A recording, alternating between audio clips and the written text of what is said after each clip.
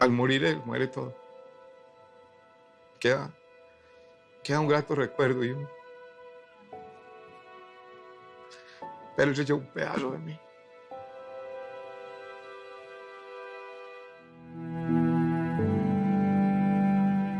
Ya no puedo ser la misma. Estoy atravesada por su ausencia, que me generó muchísimo dolor. Disfrutábamos a Chopin, disfrutábamos a Tchaikovsky, Mozart, Bach. En la casa estaban los cuadros grandes, el de Bach y el de Vivaldi, las 4 estaciones. Por ejemplo, don Daniel, su papá, era amante de la música clásica, que le aportaba esa parte, y doña Oliva, su mamá, de música más de familia, más de la casa. Tenía los recursos para estudiar en el conservatorio y él lo que hacía era que por la ventana se ponía a escuchar las clases de música y de canto. Y aplicaba, eso lo aplicaba después. Un músico es músico cuando estudió música, porque solo eso le da al músico haberse metido allá adentro en ese mundo de la música, y eso es lo que él lo llevó a presentar cosas tan increíbles y tan novedosas para la época. Le apasionaba la mitología y es ahí cuando se inspira en una colosal criatura escandinava parecida a un pulpo llamada Kraken para crear su banda de rock. Yo las vi con mis ojos. Estaba dibujado todos esos hombres atléticos, con movimiento, como asumiendo una posición de deportista. Para él, King Kraken fue su estilo de vida, y su estilo de vida redundaba en todo lo que hacía. Su primer hijo fue Kraken y se enamoró de él eternamente y por él se jugó la vida. Su banda nació en los años 80. Kraken llegó imponiendo su estilo propio. Fue nuestro primer concierto. Eso fue el 22 de septiembre de 1984. Fueron 910 personas. Esta fue ya como la consolidación, ya como banda, y tocamos en vivo como banda. Fue la primera banda que se presentó, por ejemplo, en el Teatro Metropolitano, con mucho miedo de los directores o de las directivas en ese momento. Rompió el paradigma de pensar que los rockeros éramos drogadictos o alcohólicos, de pensar que los rockeros no teníamos un criterio social o político. Cuando empezaba el tema del unplugged, del desconectado, entonces nos inventamos un eslogan que llamaba Kraken en vivo más cerca, y fue cuando llegamos a los bares.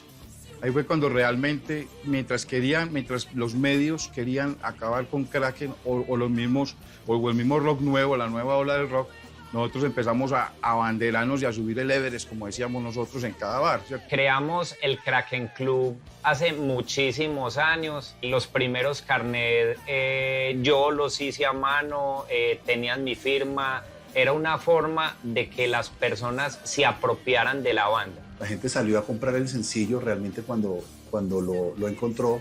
Estuvieron en un concierto en Medellín muy especial con una banda brasilera y el descubrimiento de todo el mundo allí fue que cantaron todas las canciones, y las canciones no sonaban en radio. Sus primeras grabaciones las realizó en la compañía Codiscos, aquí en Medellín, por allá en 1986. Y su primera grabación fue un sencillo, con 2 canciones. Todo un hombre es una historia y muere libre. Para llegar a una casa disquera no fue fácil. Había que demostrarle a Codiscos que nosotros sí podíamos vender discos. Y bajo la presión y el crecimiento de esa familia de seguidores, la industria, como industria, se da cuenta de que allí puede haber algo. Y de ese primer sencillo se vendieron cerca de 5.000 unidades, lo que llamó la atención de la compañía en ese momento. Y un año después se decide hacer el primer álbum, titulado Kraken, el cual superó las 50.000 copias. Cada vez era una batalla nueva para lograr sacar un trabajo discográfico. Lo más importante, creo yo, para destacar de Elkin, que son canciones con muy buena letra, con canciones con mensaje, que le llegaban a la juventud de la época. Canciones realmente fantásticas. Cuando un grupo es underground y cuando un artista es underground y llega al mercado principal, al mainstream de la industria, ahí puede perder su personalidad, ¿sabes? Y puede terminar haciendo cosas que la industria lo forza a hacer. Muchas veces aparecieron las posibilidades de pues, la música y la posibilidad de hacer dinero. Entonces, pues, mira, metámosle congas, aléjate de este tipo de músicas que pues en última lo representan a él, pero no representan a la industria de la música.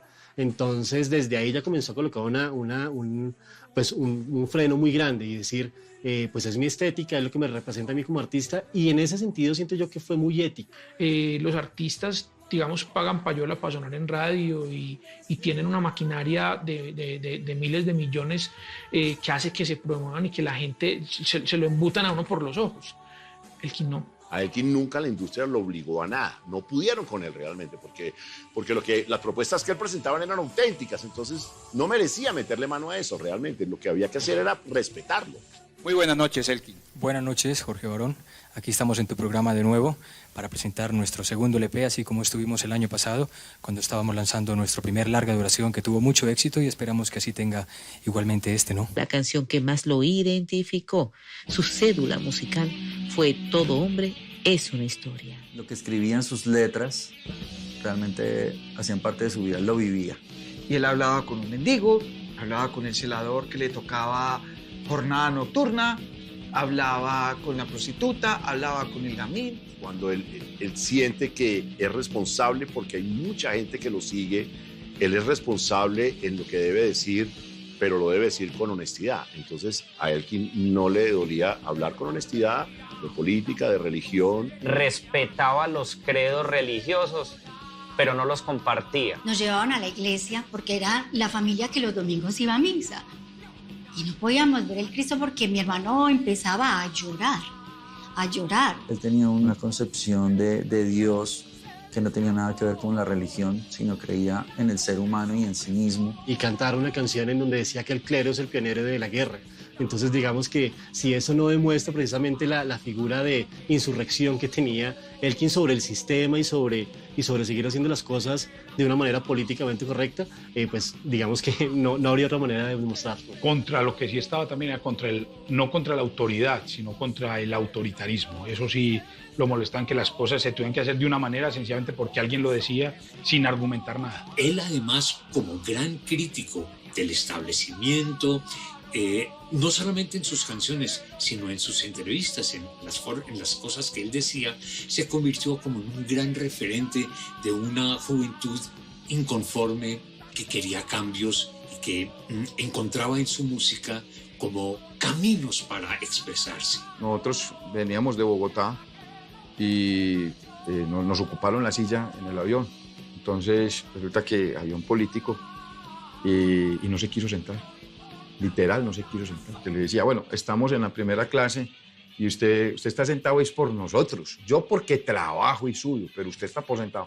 Dijo, cálmate, hombre.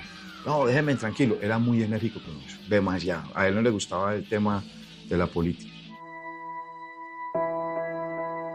Sabiendo que Kraken era su razón de existir, ya era tiempo de dejar la vida en Medellín para conquistar a la capital.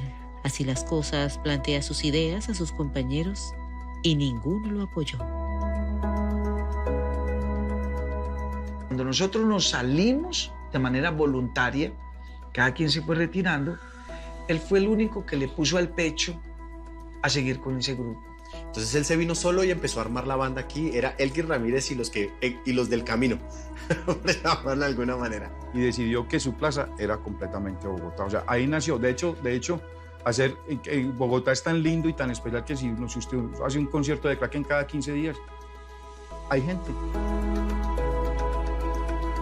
Llegaron a Bogotá a un cuarto con un colchón y una cobija con 2.000 pesos entre el bolsillo para esa época, que esos eran sus ahorros, y empezar a trabajar por su criatura y sacarla adelante, pues fue duro. Sé que muchas veces no tuvo donde pasar la noche, sé que muchas veces no tuvo para comer. Cuando digo difícil es de literal vivir el hambre, o sea, de no tener con qué comer. Fue una persona que yo vi aguantar hambre por cuenta de no desfallecer, por no cambiar su estilo musical, por ser fiel a lo que él creía, a sus letras, a sus estructuras.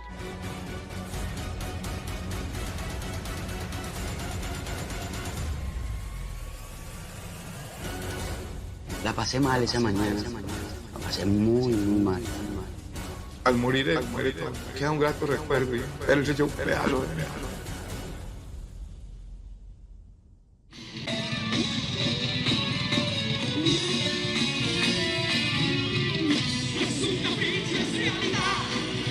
No todo lo investigado ha sido revelado. Hoy Colombia está conociendo la cronología de la muerte de Elkin Ramírez, el padre de la banda de rock Kraken, una de las voces más potentes en la industria de la música latinoamericana.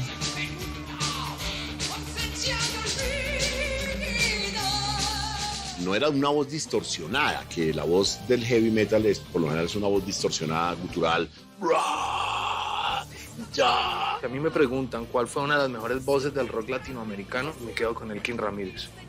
Una voz celestial. Técnicamente una voz que tiene un rango enorme, un uso de registros muy particular. Llega de notas muy bajas hasta notas muy altas, entonces como si su voz pasara por 3 registros, de barítono, tenor y contratenor. Cómo maneja los falsetes con esa fuerza, ese registro, esa postura que es muy de la música lírica. Esa voz de Elkin fue, pues sí, comparada con la de Freddie Mercury y la de Enrique Bunbury y todas esas voces que han sido trascendentales. Voces como de los grandes de la música, que uno puede decir, bueno, yo me acuerdo cuando oía a Queen, esa voz, a Freddie Mercury, cuando oía a Journey, la voz de Steve Perry, pero en Colombia cuando uno escucha la voz de Elkin dice, es Elkin. Después de un tiempo, Elkin yo creo que fue capaz de consolidar su voz como una voz única, que a mi parecer no ha sido superada ni va a ser superada nunca por nadie en Colombia, pero no únicamente por talento, sino por personalidad. Mucho se ha dicho que la banda ha tenido lapsos de no trabajar, de desaparecerse, pero Kraken se ha dedicado más a hacer música que farándula, haciendo rock honesto.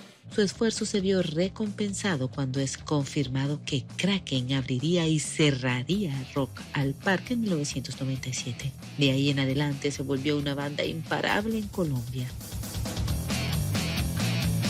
Ese día lo llamamos el resurgimiento del ave fénix. Fue algo espectacular. Automáticamente la gente empezó como en San Fermín. El bogotano es muy claro en sus cosas y muy lindo. Que empezó, Kraken. La placa tectónica, la media torta se movía. Entonces fue algo muy lindo, pero ahí fue el resurgir. Después de que Kraken empezó en sus inicios ya a pisar fuerte, fue la motivación para muchos artistas actuales en continuar con ese legado del rock and roll, ¿no?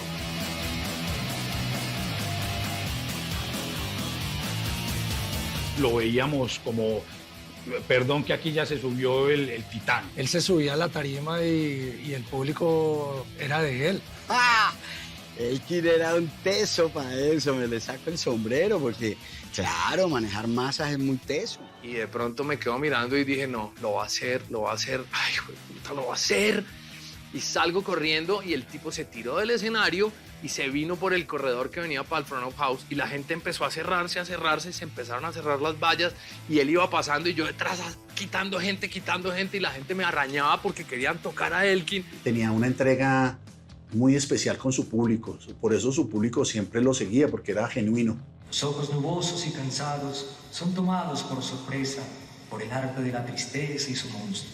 Porque siempre decía cosas muy precisas, muy motivadoras, muy positivas. Callaba un estadio completo, lo callaba.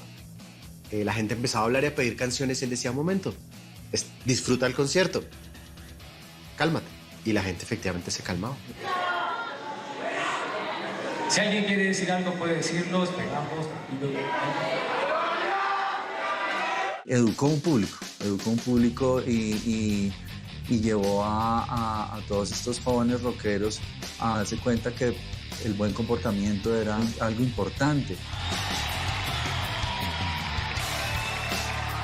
Varias veces paraba los conciertos y les decía, señores, esto no es un concierto de punk. Esto es un concierto de rock y aquí vinimos a disfrutar de la música, no a golpearnos. A él le incomodaba no tanto el pogo, sino el daño que se hacían. O sea, el ver que una persona, sea un hombre o una mujer, se caía y de pronto la estampida de la gente o el codazo o lo que hacían, generaba daños. Decían, ¿por qué? Está pagando una boleta, vienes a disfrutar, no a salir a porrear. Y en esos conciertos paraba la música hasta que no se separara. Orquesta Filarmónica 2005, Rock al Parque. 60.000 personas que comenzaban a llegar y a espicharse al frente, y él frena la orquesta y les dice a estos 60.000 personas, den un paso atrás. Y como una orden mágica, eran las 60.000 almas que estaban con nosotros, daban un paso atrás porque entendían el respeto hacia el que estaba delante y estaba sufriendo. Tiene un imán brutal.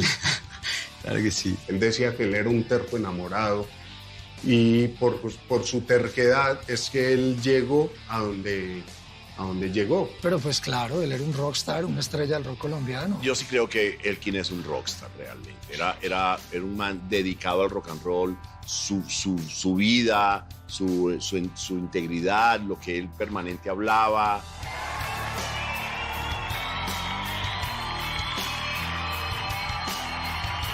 Elkin era un rockstar, no hay nada que hacer, su presencia, inclusive cuando él llegaba a un sitio, él inmediatamente llamaba la atención de las personas que estaban.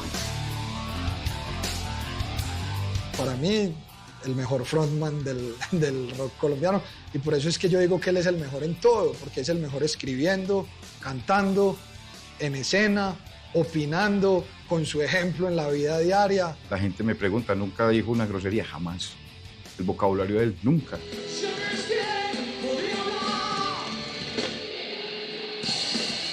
Era muy culto para hablar.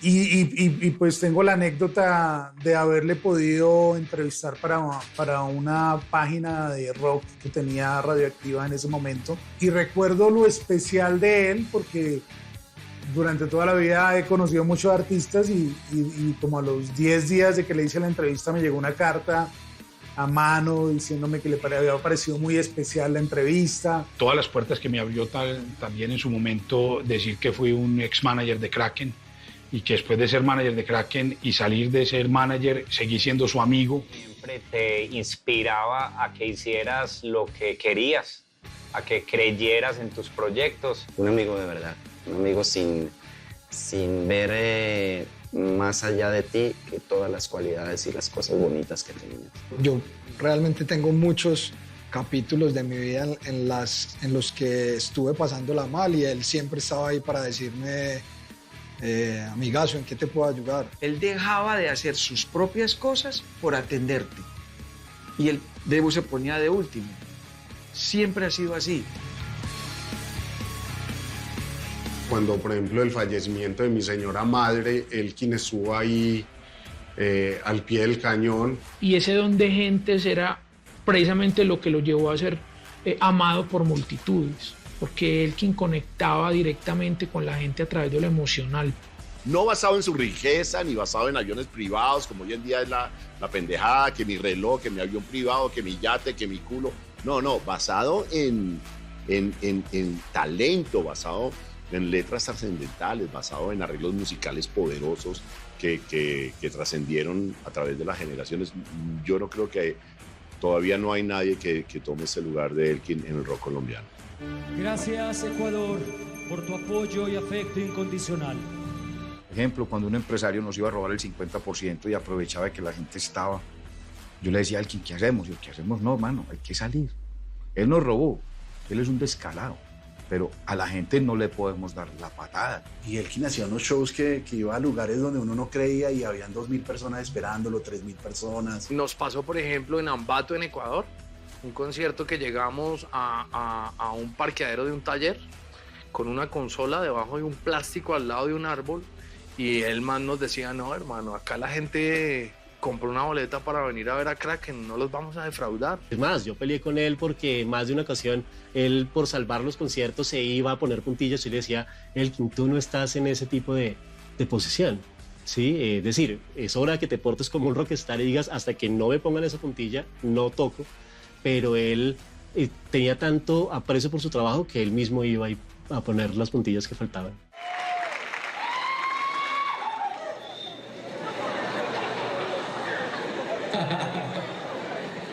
A eso vinimos. Ese es un derecho. Logró lo inimaginado, fusionar el rock con sinfonías clásicas con un género llamado rock filarmónico. A Elkin le tiraron la puerta en la cara muchas veces con el proyecto filarmónico, hasta que por fin en Bogotá le dieron la mano, lo logró. Esa idea del filarmónico se da justamente por esos gustos, por esas influencias y obviamente por ese gusto de la música clásica, ¿no? Lo que él me decía a mí era que de toda su vida había querido y había soñado tener una cantidad de músicos sinfónicos en la parte de atrás. Es que el único artista rockero que se pretendió ponerle frac y smoking al rock nacional es el señor Elkin Fernando Ramírez Zapata. Yo puedo decirlo de corazón, creo que fue uno de los grandes logros de Elkin Ramírez a nivel musical, fue haber sacado ese trabajo de Kraken Filarmónico. Porque no fue una propuesta mediocre, ¿sabes? No se sentó con dos violines y un no sé qué y un oboe y ya, y me tiró un sinfónico. No. El man escogió la Filarmónica de Bogotá, que a la postre tiene unos Grammys, ya se han ganado varios Grammys, y se tiró unos arreglos muy poderosos.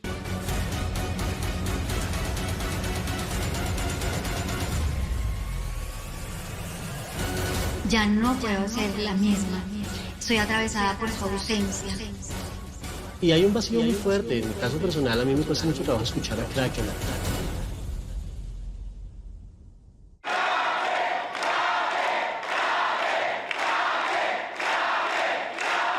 Colombia está conociendo el expediente final de Elkin Ramírez, padre de la legendaria banda Kraken, el titán del rock en nuestro país, quien luchó por el sueño de ser un respetado artista y lo logró. Por eso se sintió plenamente feliz cuando varias bandas internacionales se unieron para rendirle tributo a su lucha musical.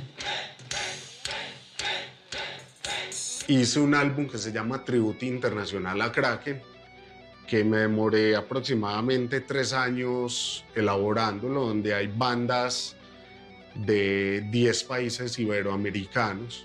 Entonces, Elkin me decía, esto para mí es lo más gratificante como artista, esto para mí es más que un Grammy. Yo recuerdo que uno de los días más felices de su vida fue aquel diciembre del 2013, cuando grabamos esa presentación en vivo y posteriormente cuando salió el libro. En ese momento él estaba muy bien, él estuvo acá en Bogotá, él viajó, estuvo de público, estaba muy contento. Llegó a decirnos que nosotros éramos la banda que él siempre había soñado y realmente, desafortunadamente, se nos fue en no solo el mejor momento para él, sino el mejor momento para nosotros, porque llevábamos un impulso muy grande y la banda estaba en un cenit artístico. El sueño, él todavía se veía en los escenarios, estaba ya incluso pensando en una gira por México. Se estaban mirando otros horizontes, donde se tenía una gira con 10 conciertos por Estados Unidos lista. Se estaban mirando cosas en Viña del Mar, otro tipo de trabajo diferente al que se estaba haciendo localmente. En el año 2014, durante el evento de celebración de sus 30 años de carrera musical, un hecho inusual lo sorprendió. Previo al espectáculo, Elkin convulsiona enfrente de él y en medio de la tensión logra reincorporarse y le pide al primo mío, por favor, ni una sola palabra de esto a mis músicos, ni a Andrés, ni a ninguno del equipo de trabajo. Hoy son los 30 años del Titán. El concierto fue un éxito. Al día siguiente, Elkin no podía mover el pie. Luego de eso, al día siguiente, no podía mover ni el pie ni la mano. Entonces, automáticamente acudió al médico, le mandaron un TAC, una resonancia, y le encontraron un tumor en el cerebro. Mañana voy a ser intervenido quirúrgicamente. Confío que todo salga muy bien, poderme recuperar pronto y poder estar nuevamente con ustedes. El domingo nos dieron la noticia que lo más conveniente era realizar una cirugía para extraer lo que más se pudiera y luego empezar procesos de quimio y de radio, pero él era el quien tomaba la decisión, era él.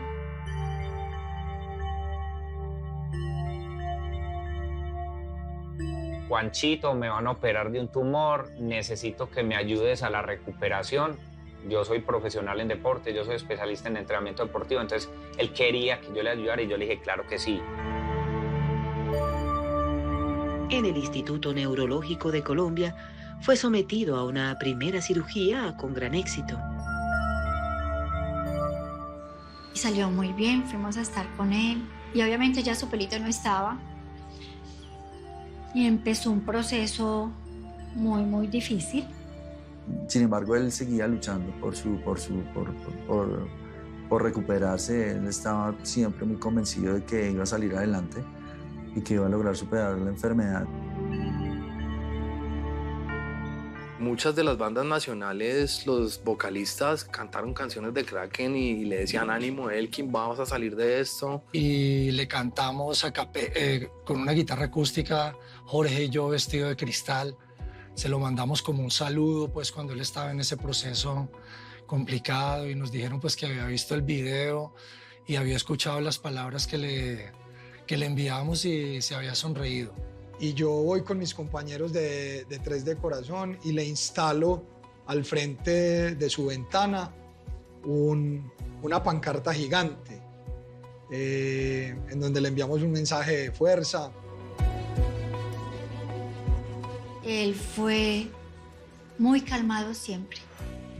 Nunca escuché que se quejara, jamás se quejó. Luchó con la enfermedad sin decaer un segundo. Siempre sonriendo, te picaba el ojo, con la mano que podía mover, me la daba, me apretaba. El gliosarcoma a grado 4 estaba muy avanzado y no era fácil salir victorioso. Fue sometido a una segunda cirugía. A él lo operaron de un segundo tumor cerebral exactamente un año después, que ahí fue donde obviamente le empezó a deteriorarse mucho. Y lo primero que me dijo, hermanita, se me cayó todo el pelo. Cuando me dijo eso, créame que por dentro del corazón mío se hizo así, un nudo. Yo lo abracé y le dije, te va a volver a crecer. Siempre quería como motivarlo, aunque muchas veces no quise tampoco presentar falsas expectativas. Yo tenía claro que no iba a durar, que mi hermano se me iba a ir.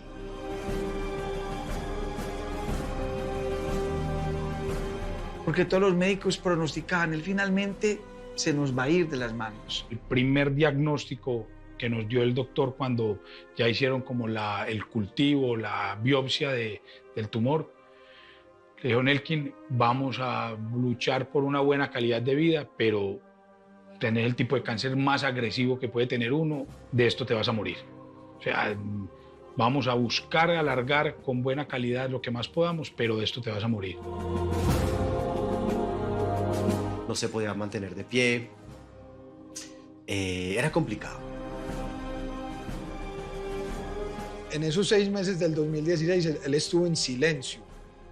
Y cuando intentó cantar, los médicos lo regañaron. No, Elkin, no te puedes esforzar.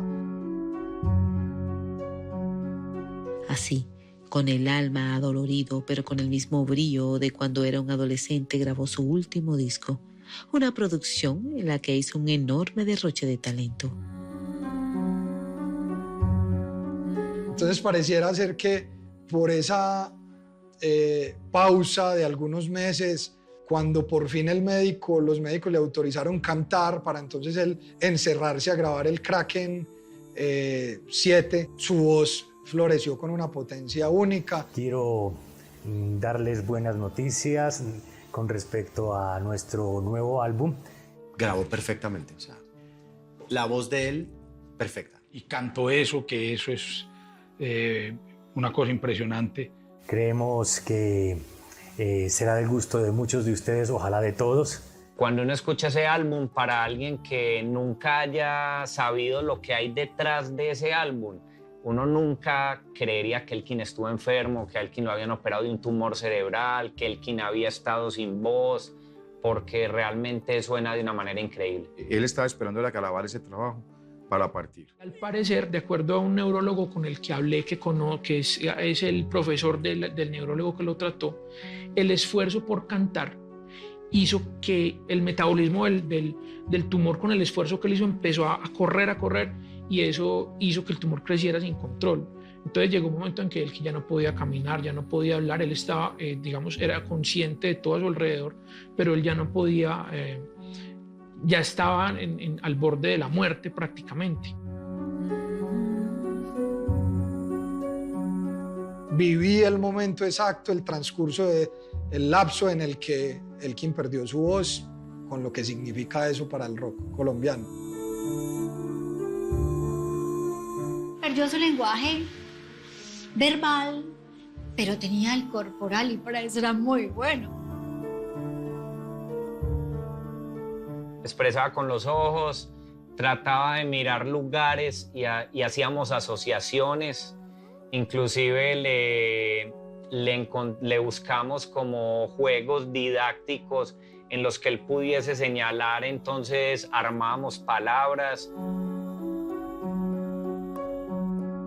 Esa enfermedad que le dio a él es una enfermedad muy agresiva que por lo general se lleva a las personas de 3 a 4 meses y Elkin duró 22 meses. O sea, Elkin es un récord en este caso.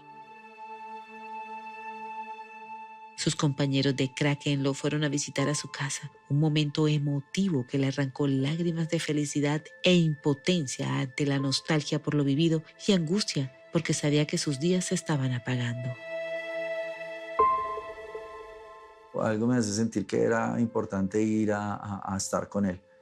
Y bueno, eso fue un momento muy bonito porque pues pude también expresarle como todo lo que yo sentía hacia él. Era difícil, pero también era cuando tocaba visualmente sus ojos y que se estaba despidiendo, ya estaban los últimos, logré entender que me recomendaba y nos recomendaba no dejar morir su Kraken. Entonces nosotros nos fuimos para allá y tuvimos un ensayo en donde él nos miraba tocar y nosotros comenzamos a llorar y a llorar y a llorar, porque entendimos el deseo de esa voz que no podía salir, pero que siempre está ahí. Se lo llevaron todo el día, pasearon con él. Cuando él llegó a la casa y los muchachos lo dejaron, él se quedó parado en la puerta y se le salieron las lágrimas cuando ellos se fueron.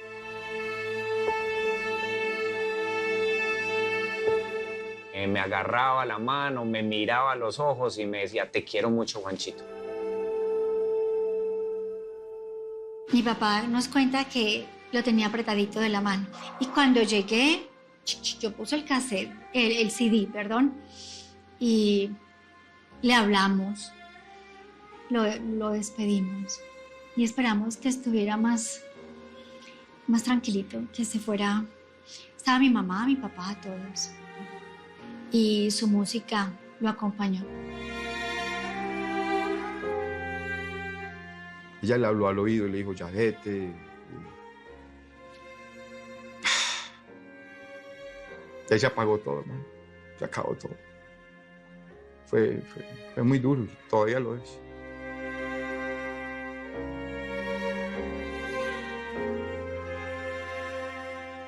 Se vienen los recuerdos de los ensayos, de componiendo, grabando, riéndonos, en fin, todas esas historias que uno tenía o tiene muy presentes de lo que vivió con él, se vienen y obviamente uno sí queda como perturbado.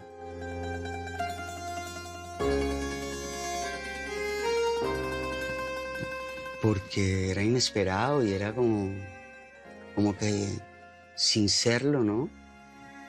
Se te muriera un hermano. Entonces, la pasé mal esa mañana. La pasé muy, muy mal.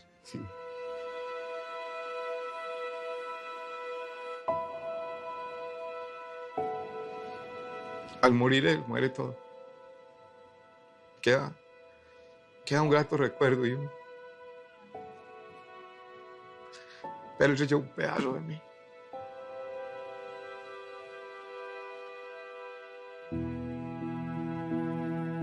No, brother, eso duele en el alma. porque es perder un amigo. Ya no puedo ser la misma. Estoy atravesada por su ausencia, que me generó muchísimo dolor. Se me fue mi ídolo, un gran amigo, que más que un amigo era como un hermano, en algunas ocasiones como un papá. Y hay un vacío muy fuerte. En mi caso personal, a mí me cuesta mucho trabajo escuchar a Kraken. Sí, para escuchar a Kraken tengo que hacer todo un procedimiento mental y emocional bastante fuerte.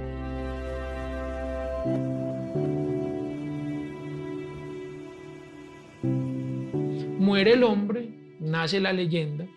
Elkin será recordado en las generaciones por venir por su talento, por su don de gentes, por esa capacidad de comunicar a través del arte y de unir a la gente a través del rock and roll.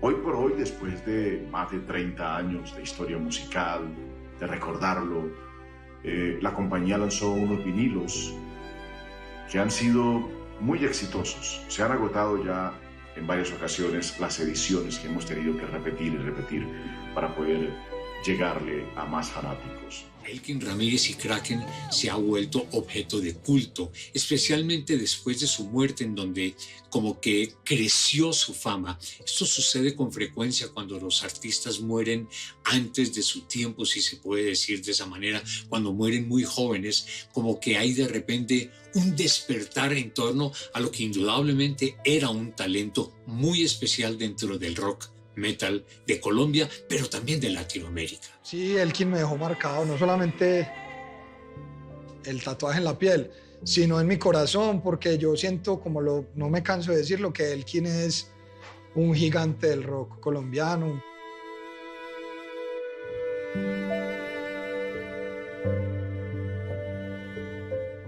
Voy por la 66 aquí en Cali, iba a entrar a un bar.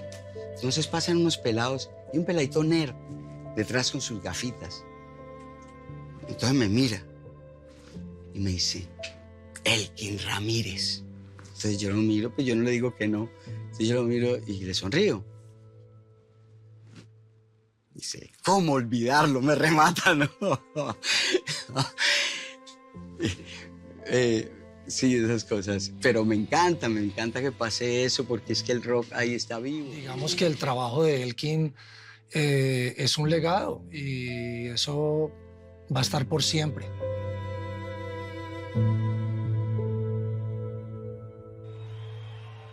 Kraken sigue, pero con una voz femenina como líder. Yo soy y fui fan de Kraken, o sea, siempre. Incluso cuando sacaron el Kraken 6, yo dije, ¡guau! ¿Qué es este espectáculo de álbum? Para morir de nervia. ¿Por qué? Porque no quiero seguir viviendo.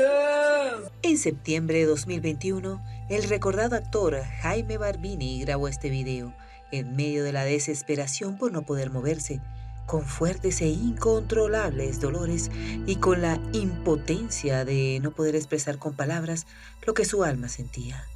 Barbini estaba internado en el hospital de Tunja por un derrame cerebral del que fue víctima. Fueron 8 días de estar bien lúcido y un día él me decía, ay, yo ya no quiero vivir más, déjame morir. Entonces le dije, no, yo no te voy a dejar morir, porque él en una ocasión pidió pues que lo mataran, que le hicieran algo, que le aplicaran la eutanasia, pero eso es un proceso largo. Él se pegaba a él mismo y decía que se quería morir, que le cansara un cuchillo para él matarse. Entonces siento que son situaciones, como dicen por ahí, el que lo vive es el que lo goza y el que lo siente es el que sabe el dolor de esta situación. Sí fue triste y dolorosa su agonía, ¿no? Fue larga y es difícil siempre ver en esas condiciones a alguien que siempre fue como un soplo de vida, ¿no? Déjame salir, Dios mío, de este paso. Rogaba de manera agónica ser sometido a la eutanasia. Tienes que estar bien, ¿oíste? Tranquilo. Yo no lo hago. Yo a Jaime no lo voy a hacer. Porque es que yo no decido por la vida de él. O sea, si yo decido por la vida de él, decido que se quede vivo. ¿Sí? No debería ser así, porque la persona debería poder tomar una decisión. Pero él no estaba en capacidad de hacerlo. Sí, lo apoyé a él con la parte de la eutanasia. Creo en Dios absolutamente. Pero también lloraba y dolía los gritos que él pegaba. Él me pidió en varias ocasiones que por favor lo ayudara a morir. Me dio mucha tristeza, pero él me decía, por favor, ayúdeme a morir, yo no quiero seguir viviendo. La familia estaba desesperada. Le costaba creer que ese hombre que en ese momento mostraba su vulnerabilidad fuera el mismo que tiempo atrás aportó tanto a la televisión colombiana. ¿Sí ve, doña Inés, que todo es posible? El psiquiatra lo determinó como suicidio. O sea, en ese momento tienen unos nombres, ¿no? Entonces es un proceso que él no entendía bien entre querer morirse y pues la cuestión de la eutanasia. O sea, a él no le pudieron hacer nada por ese motivo. Entonces el psiquiatra dijo, no, él lo que tiene es intentos de suicidio. Siempre fue un diálogo total en que yo no puedo contradecir a una persona porque si uno quiere la eutanasia, uno tiene que ir y tomar su derecho en su estado consciente. Ya mi papá estaba en un estado inconsciente. Barbini inició en el Teatro La Candelaria de Bogotá hacia 1965.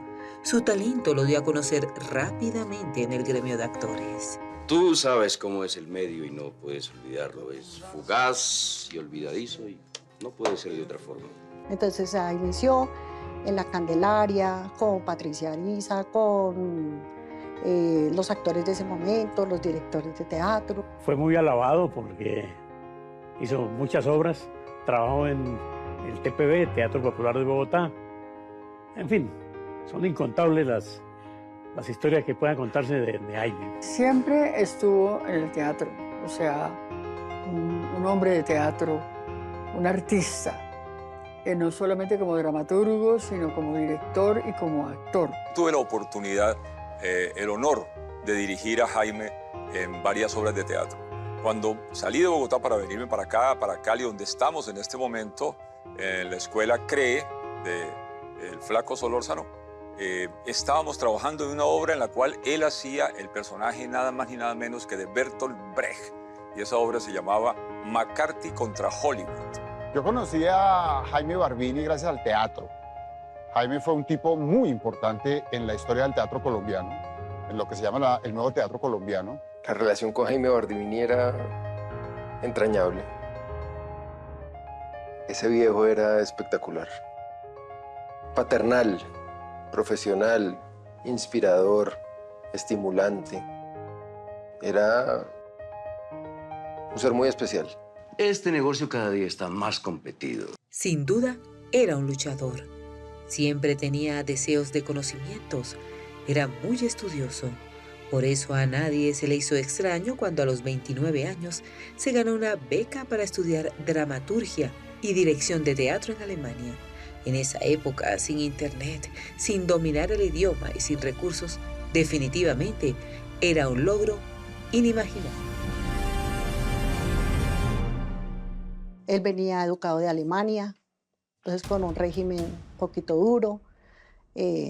Pues él fue una persona muy estricto, muy estudioso. Allá se especializó, de ahí se pasó a la República Checa, en el tiempo Checoslovaquia, y se fue formando en la actividad teatral para volver a Colombia a trabajar de lleno en esa actividad. Él, de hecho, hizo una práctica en Berlín, en el Berlin Ensemble, el teatro de Bertolt Brecht. Y luego regresó a Colombia y estuvo muy vinculado a eso que se llamó el movimiento del nuevo teatro colombiano. Y de hecho, en los 80s hizo una obra, un monólogo que es una de las joyas de la historia del teatro colombiano, que fue El Contrabajo. Jaime era un actor muy recursivo. En la vida personal, en la vida cotidiana, era alguien muy tranquilo, muy calmado, con una paciencia y una tolerancia de una sabiduría muy particulares. Pues un hombre muy vehemente, muy dedicado, muy simpático también, era como de un humor negro, digamos, esas personas que hacen chistes pero que no parecen chistosas, muy creador, un pensador del teatro también. Y sus historias, y que no, y una vez estuvo en la guerra de Bosnia, o en Croacia, o no recuerdo los países. Y nos contaba unas historias que parecían salidas de un guión. Su vida era una historia completa. Luego de 5 años de arduo estudio, regresó a Tunja. Estaba ávido por demostrar lo aprendido. Encontró un país quebrantado por la violencia y fue ahí cuando se empeñó en apostarle a la paz, trabajando para que Boyacá cambiara las armas por el arte. Y Jaime se caracterizó por ser artífice de un teatro muy especial, de mucho fondo, de mucha comprensión para la gente que le amaba esa actividad. Boyacá se convirtió como en una especie de gestor cultural muy importante para la región. Fue un gran actor y un hombre de la cultura. La obra principal que montamos con Jaime Barbín fue La tardía boda de los pequeños burgueses, que es una obra de Bertolt Brecht. Esa la estrenamos creo que en el año 1986 y fue una obra que tuvo mucha resonancia porque pues, es una alegoría crítica un poco a esa enajenación de la clase media, de su arribismo. Para ese momento su nombre no era Jaime Barbini. En la pila bautismal lo llamaron Jaime Alberto Chaparro Mesa. Pero a lo largo de los años la vida lo fue transformando y con esos cambios llegó una nueva identidad. El sobrenombre viene a partir de un dúo que tenía él con un compañero actor, no recuerdo el nombre, que hacían espectáculos juntos y ambos eran de barba. Y para diferenciarlos, a uno le pusieron Barbón y a Barbini, Barbín. Y con ese sobrenombre lo asumió casi que como su segundo nombre. Pero en realidad es mi hermano con el corazón. Para ese momento su obsesión eran las tablas. El teatro lo apasionaba. Vivía y respiraba por la creación de personajes. Hasta que un día su panorama se amplió. Yo soy Santiago Brook, el encargado del entrenamiento de los actores en el canal. Mucho gusto, ¿cómo está? Fue llamado para trabajar en televisión y su corazón se dividió en dos. ¿Y cómo piensa pagármelos? Recuerde que usted tiene que responderle a la junta directiva por los 3 sobresueldos que se autoasignó. Sí, fue un actor que dejó huella, un actor muy importante de todo el grupo de Santiago García, de Carlos José Reyes, de Jorge Ali Triana, y siempre fue un actor de vanguardia. Luego ya empezó a tener contacto con el audiovisual, hizo muchas películas. Afortunadamente tuvo valga la redundancia, la fortuna de trabajar con él en televisión y en cine.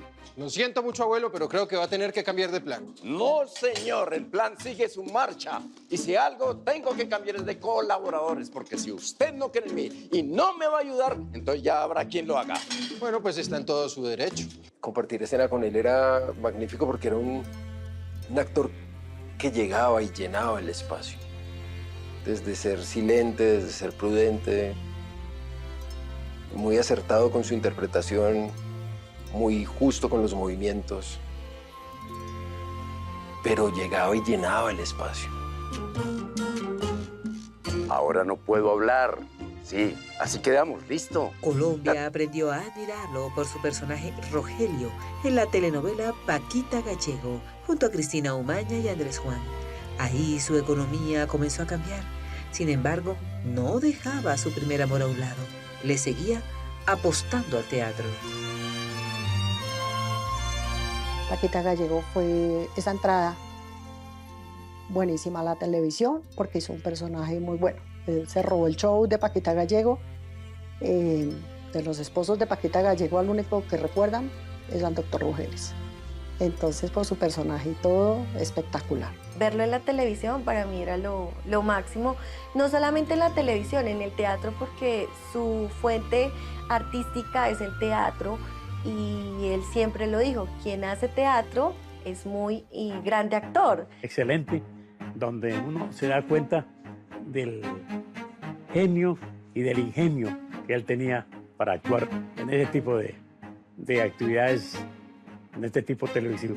Era un cínico en el sentido filosófico de la palabra, ¿no? El cinismo a veces tiene una acepción negativa, pero los verdaderos cínicos son las personas que son tan inteligentes que están por encima del bien y del mal y por lo tanto se burlan de todo, no se toman en serio nada y son dueños de una acidez que es muy crítica. Jaime era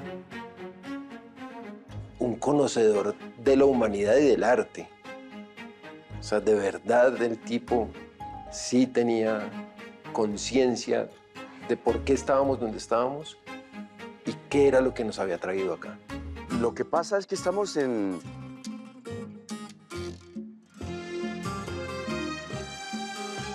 una reunión familiar y me queda un poco complicado. Sí, yo también quiero, pero ¿qué podemos hacer? Era muy jocoso. ¿Quieres? Te llamo en un momento. Tenía a colación siempre a flor de labio chistes, pero es decir, de una manera que uno lo dejaban pensando, pero después reaccionaba y decía, lo que quiso decir es esto, pero ¿qué no ha hecho? Su legado pues es inconmensurable, ¿no es cierto? Como maestro, como persona, como creador, como dramaturgo, como director, etc. Muy exigente, sí. Muy drástico. Muy, también a veces duro. Pero también un hombre muy tierno, muy cariñoso, muy... Un hombre... una persona de esta época, de este tiempo. Ay, una persona muy tierna, muy amorosa, muy conectada con el arte. Se notaba pues esa pasión que siente por el arte y lo comparto porque también soy artista. Pero lo más chistoso eran las escenas de almuerzos o de comidas. No se podían a veces grabar, nos agarraron unos ataques de risa y Jaime era mañoso como un berraco, obviamente la experiencia. Pero entonces a veces se le olvidaba el texto y empezaba a refunfuñar. Bueno, ¿y tú en qué andas, ah?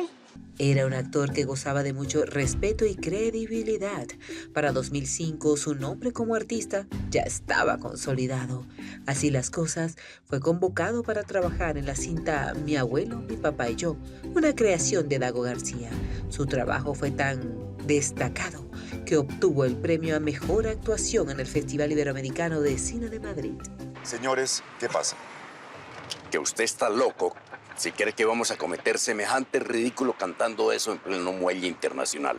Jaime era muy buen tipo, entonces esa película fue todo un placer hacerla, porque Juan Fernando, Miguel y Barbini hicieron un tándem muy agradable, muy divertido, todos con un gran sentido del humor, todos buenos trabajos y todos comprometidos con la película, y eso siempre lo agradece un director, ¿no? Que le faciliten las cosas. Papi, hay que demostrarle al norteamericano que nos hemos preparado, que queremos hacerle amable la visita. A ver, cantemos. How are you? How are you? Era muy chistoso porque además Miguel también tiene una dosis de humor muy acertada. Los dos, desde dos maneras distintas, dos lugares distintos de la comedia. Y no solo lo que se hizo, o sea, porque eso venía bajo una dirección, desde un guión, pero en las entreescenas los dos equilibraban. Que uno jamás termina por acostumbrarse a ver lo frágil que es la vida, lo efímeras que son las relaciones entre las personas. Dieron un premio, le enviaron unos euros, estuvo súper feliz porque la película estaba encaminada más como al hogar de Miguel Barón y Patricia, pero vea cómo en la vida Jaime se robó el show, estuvo muy, o sea, se identificó con mucha gente y la película es muy hermosa, dejó un mensaje espectacular. Diagnóstico, moría en 6 horas. Esa clínica, verlo botado como lo vi, yo sentí que mi vida se cayó. Como Jaime tenía un diagnóstico tan grave, pues a él no le hicieron nada, allá lo dejaron en una esquina a esperar que se muriera. Estábamos los tres, nosotros no estábamos nadando en dinero. Josefina estaba muerta ¿Para qué iba a necesitar esa Expediente plata? Final está llevando hasta sus hogares la cronología de la muerte del actor Jaime Barbini, un hombre talentoso, disciplinado y creativo, un apasionado por las artes escénicas. Trabajó en teatro, cine y televisión, quien un día recibió la nefasta noticia que después de tantos años de trabajo continuo, estaba en la quiebra. No, yo quiero que ella sienta el dolor y la angustia que yo sentí. Una época demasiado dura por un manager que pues no pagó los impuestos como tal que debía pagar y la DIAN le quitó todo pues a mi papá.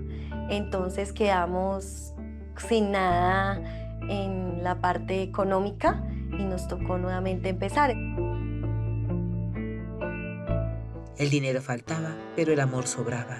Así que juntos en familia comenzaron a luchar por salir adelante. Si estaban unidos, nada podía detenerlos. Barbini tuvo 5 hijos y una hijastra de 2 relaciones sentimentales distintas. Su última esposa, 30 años menor que él, fue su gran amor. El amor de su vida siempre lo dijo, siempre lo tuvo muy presente. El amor de su hija fue su hija Melibea, de su vida, ella. O sea, ¿por qué? Porque sus otros hijos se criaron más a la distancia, sí, fue un poquito más distantes, él más sus cuentos, de su trabajo, y por ese motivo pues él no estaba tan cerca de ellos. Él estaba ahí conmigo siempre, ahí, siempre, o sea, nunca, por más que no tuvieran dinero, siempre estaba conmigo. ¿Qué necesitas? ¿Cómo te podemos apoyar? Y fue un padrastro que yo digo que fue duro, pero nunca me dejó botada en cuanto al dinero o algo que yo necesitara, la verdad. Mi abuelo era una persona muy maravillosa. Pues mi abuelo era muy consentido primero que todo. Como era un tipo que se hacía querer, yo creo que esa compañía final de su esposa y su hija fueron fundamentales. Nunca lo dejaron solo y eso yo creo que apaciguó un poco los dolores de su final. Me comenzaron a presionar del canal y mi vida se volvió una mierda. Casi a punto de cumplir 70 años, el panorama económico se tornaba oscuro. Cada vez era más difícil encontrar trabajo en la televisión. La caja mágica estaba dominada por nuevas figuras. Él seguía siendo un grande, pero sin trabajo. Así las cosas, la desesperación se apoderó de sus días. Revisen lo que quieran. A mí no me importa. Esa plata ya la devolvimos aquí y no van a encontrar nada. Venga. Pero revisen. Venga, José, venga, tranquilo. Es una situación muy dura porque él ama su teatro y se queda sin trabajo. Pasa lo de la parte de que nos quitan todo por ese manager que no pagó, porque tocaba pagar este recurso al Estado, pues nos lo quitan. Se queda sin trabajo, toca puertas en la televisión, el sueldo cambia totalmente y ya ganar lo que ellos ganaban antiguamente ya no era lo mismo ganarlo en este momento. Nadie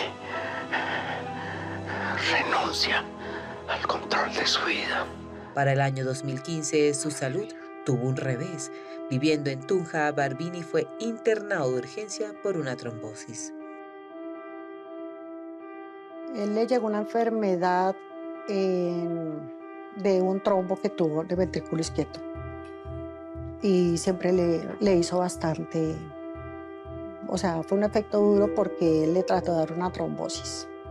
En ese momento él estaba trabajando acá en Tunja. Fue un proceso muy duro porque nosotros no tenemos los recursos o la parte económica para una situación. Bueno, yo creo que dicen que a veces el dinero no es importante, pero el dinero es demasiado importante. Hablábamos de vez en cuando y sí se sentía, a pesar de que no perdía el espíritu y sobre todo no perdía el humor, ¿no? Hasta último momento se estaba burlando de su situación y se estaba burlando del mundo. Que eso fue un rasgo que no perdió nunca y que lo acompañó hasta sus últimos días. Nos dolió mucho su enfermedad y también porque eso evidenció mucho como el abandono en que están los artistas y las artistas en este país. O sea, es algo que tiene que resolverse. Su linda nieta, Ana María, fue un ángel en su proceso de recuperación. Juntos lograron salir adelante y la esperanza volvió a casa. Siempre lo sacábamos por allá, le llevábamos agüita, una gorrita para que no se quemara la cara y lo manteníamos en una sombra y ahí lo poníamos en el pastito, lo poníamos en la silla de ruedas y siempre salíamos alegre y él siempre decía, mamita linda. La recuperación fue impresionante. La niña fue una parte, mejor dicho, fue una pieza importantísima en esa recuperación. En esa recuperación fue impresionante porque se acoplaron los dos. Yo la mandaba no a que el abuelito paseara a la niña, sino que la niña paseara al abuelo. Y yo le decía, cuidas a tu abuelo.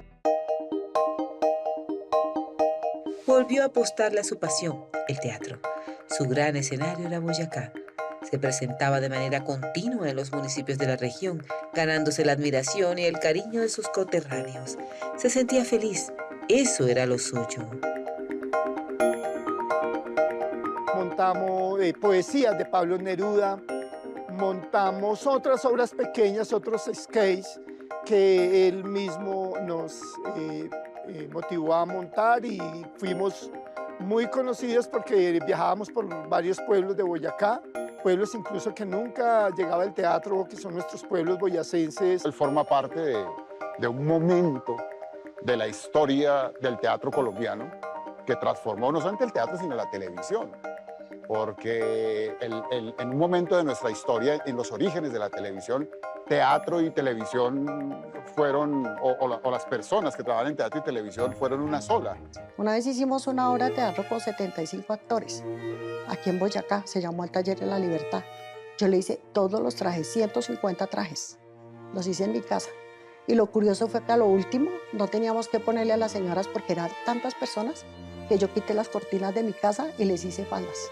Él llegaba a los colegios y le gustaba dictar sus clases y sentarse con los niños. Con mi hija se sentó desde los 2 años a enseñarle a leer, a enseñarle el teatro. Ella canta y es por su abuelito, porque ella dice, mi abuelito me enseñó esto, esto, esto, esto. Entonces fue algo muy importante. Él me pasaba los diálogos, los leía a veces y si me aprendía las horas a veces o cuando miraba por ahí nos poníamos a leer un libro. Mi abuelo siempre fue así todo bonito conmigo, que siempre hay que leer harto, que hacer un resumen. Con la llegada de la pandemia, la tristeza se apoderó de su corazón. Sentía una enorme impotencia ante las dificultades económicas y no podía salir a trabajar. Le dolía ver a su familia con tantos afanes por la falta de dinero. De alguna forma, usted tiene que salir de aquí. Él todo el tiempo en la pandemia estuvo en el apartamento conmigo. Él se desesperaba, pues allá pues afortunadamente tenía todas sus cosas, escribía, leía su computador, todo. Pero eso era tener un tigre encerrado. Terrible, terrible porque él quería salir y no podía. Él tuvo una agonía larga. Afortunadamente estuvo rodeado de su familia. Eso estuvo bien porque siempre lo cuidaron. Pero sí tuvo una agonía larga, un poco dolorosa. Fue un proceso duro porque Jaime trató de superar esos momentos de dificultad, de su aislamiento económico y social. Y luego de su ataque, él entró en una situación muy depresiva. Y me dio como un dolor en el corazón, como un vacío, cuando pierdes a alguien importante. Fue muy fuerte porque la relación con él fue una relación muy sana, muy creativa. La voy a llamar, se lo juro, la voy a llamar, pero primero tengo que dejar todo esto arreglado. No todo lo investigado ha sido revelado. El equipo periodístico de Expediente Final presenta la investigación de la muerte del actor de cine, teatro y televisión Jaime Barbini, quien participó en 20 producciones televisivas, 10 películas, 23 obras teatrales. El artista, en plena pandemia, sin recursos económicos y con una familia por sacar adelante, es contagiado por el COVID. Él se vino para Boyacá a hacer una diligencia, tenía acá unos compromisos. Y desafortunadamente en ese viaje se contaminó de COVID. desafortunadamente. Como él estaba encerrado y todo. Cuando él se vino para acá, llegó a Bogotá con COVID. Ya llegó a los 3 días ya tenía los síntomas. Superó el COVID, sin embargo, hacia el mes de noviembre de 2020, sufrió una fuerte recaída, un derrame cerebral. Puso su salud en jaque. Su familia lo internó en la Clínica Occidente de Bogotá. Exactamente al mes que se recuperó, exactamente al mes le dio el derrame cerebral. Seguramente le disparó la tensión alta porque él era hipertenso. Él tocaba pasarlo a la silla de rueda.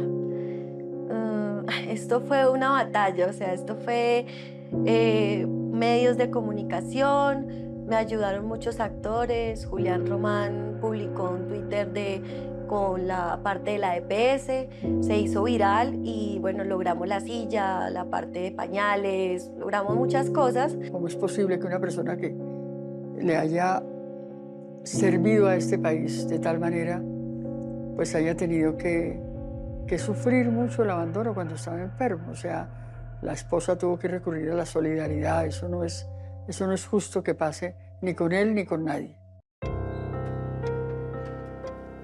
Así, enfermo, en silla de ruedas, recibió el premio Vida y Obra en Boyacá. Ese día se le vio radiante y feliz. Tuvimos la oportunidad de vincularlo en el ejercicio de las convocatorias. La convocatoria de estímulos es muy importante para el departamento de Boyacá. Es el reconocimiento, becas a los artistas de nuestro territorio. Y por eso él participó del premio más grande de estímulos, que es Vida y Obra, y fue ganador de ese premio junto a la maestra Beatriz Camargo. Se sintió orgulloso, fue el día que lo reconoció la gobernación con los estímulos. Ese día también fue espectacular. Le dieron 25 millones de pesos por parte de la gobernación. Muy chistoso porque la familia le reprocha a uno, ¿qué hicieron 25 millones de pesos? Resulta que la parte cuando uno está enfermo son demasiado costosas las cosas. Su salud cada día se deterioraba más y más. Era oxígeno dependiente, considerado paciente terminal con cuidados paliativos, perdió el habla y la movilidad. No quería comer y empezó a adelgazar rápidamente. Él ya no quería seguir viviendo, estaba desesperado y fue precisamente cuando hizo un llamado a la compasión de los médicos. Porque no quiero seguir viviendo. Él perdió el sentido más cuando ya lo sacamos para la ambulancia. Ya fue ahí lo último que le pasó a él. Ya después es todo cuestión de la clínica, ¿no? La llegada, los exámenes. Diagnóstico, moría en 6 horas. Total. Me dijo el médico que lo entubáramos. Afortunadamente él alcanzó a hablar y él dijo que no. En el momento que él cayó en su enfermedad, que lo vi tan mal y que fui gritando a los medios de comunicación que lo sacaran de esa clínica porque lo tenían botado en una cama y nadie merece eso, era algo terrible, ¿sí? En esa clínica, verlo botado como lo vi, la verdad, yo sentí que mi vida se cayó. Y le agradezco todo lo que soy hoy. Ay. Le dije, pues doctor, usted me da un diagnóstico, esperemos a ver qué pasa. Si usted me dice que el paciente no dura sino 6 horas, déjelo quieto.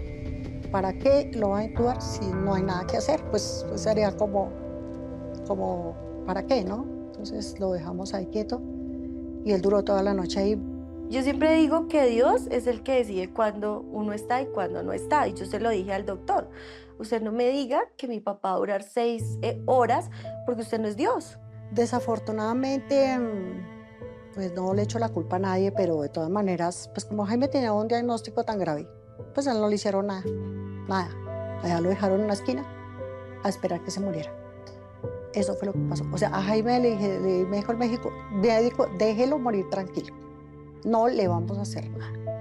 Y ver que duró 1 año, siento que esa pelea, o si me ven mal en este momento, los que yo peleé, siento que lo logré y por lo menos tuvo 1 año de reconciliación.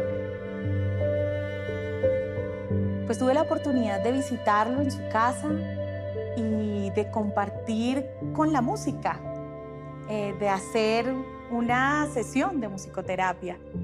Y pudimos interpretar canciones en las que pues él tuvo ese momento de sacar su voz. En esos últimos días él no tenía esa posibilidad, pero conectó mucho conmigo. Yo sabía que Jaime iba a morir cuando se vino de Tunja, porque él ya estaba muy mal, ya estaba muy flaquito, muy delgado, y él se vino de Tunja para Bogotá, y obviamente ya se notaba pues su deterioro físico, mental. Siempre hay que cuidar a sus abuelos, que nunca dejen que se enfermen sus abuelos, porque algún día puedan que se vayan ya con Diosito, y pues recordar a su abuelo va a ser muy, muy duro.